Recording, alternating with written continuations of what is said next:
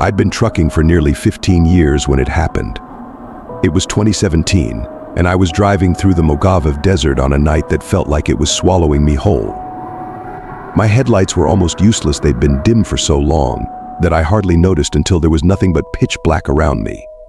The darkness was so absolute that I had to squint to make out the road. I debated pulling over and waiting for dawn, but the bills were piling up and I needed the money, so I kept going. It was about an hour before sunrise when I saw something looming in the distance. My heart raced as I slammed on the brakes, the truck screeching to a halt. There it was, a car parked right in the middle of the road, its hazard lights blinking eerily. Even stranger, the passenger door was wide open. I stopped mere inches from it, and despite my tough exterior, I felt a chill run down my spine.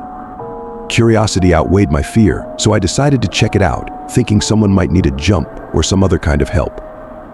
I backed up the semi and pulled over, leaving the road as quiet as a grave. As I approached the car, the night felt unnaturally still. No wind, no animals, just the occasional click of the hazards. The car was a brand new red Ford Fusion, its interior lit by the faint glow of the hazard lights. The passenger door was open, and when I walked around to the other side, I discovered the car was empty. I peered into the back seat and checked everywhere someone might be hiding, but there was no one. A sense of unease washed over me. I started looking around, feeling like I was being watched. The desert was so dark that I could only see what was illuminated by my truck's headlights.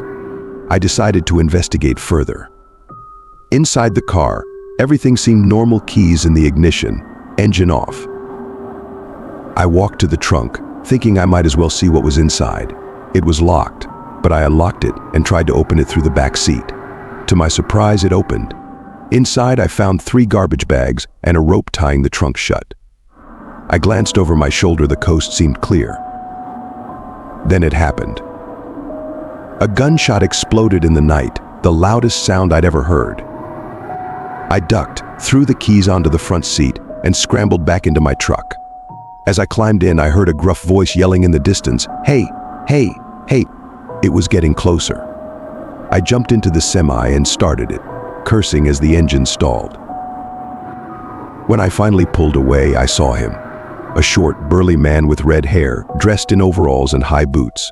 He stood by the car's trunk, holding a small shovel in one hand and an old hunting rifle in the other. Our eyes met for a moment before I drove past him. He didn't move, just stood there, looking more worried than threatening. As I sped away, he dropped the shovel and waved his arms, shouting, "Wait," but I wasn't about to stop. I drove like a man possessed, my heart pounding as I saw headlights approaching fast behind me. I called the police, relaying the details as best as I could. The car was right on my tail, honking incessantly. I prayed he wouldn't ram me.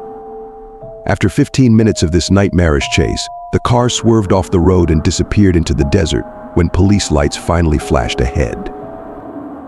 I pulled over, heart still racing, and explained everything to the officer. But instead of pursuing the man, he took my statement and assured me they'd search the area once backup arrived. They never did call back. The police never found anything. The truth of what that man was doing remains a mystery. I like to think he was burying some kind of dangerous animal rather than something more sinister, but that doesn't erase the fear. I've never been comfortable driving through deserts at night since then, and every shadow in the dark holds a whisper of that terrifying encounter.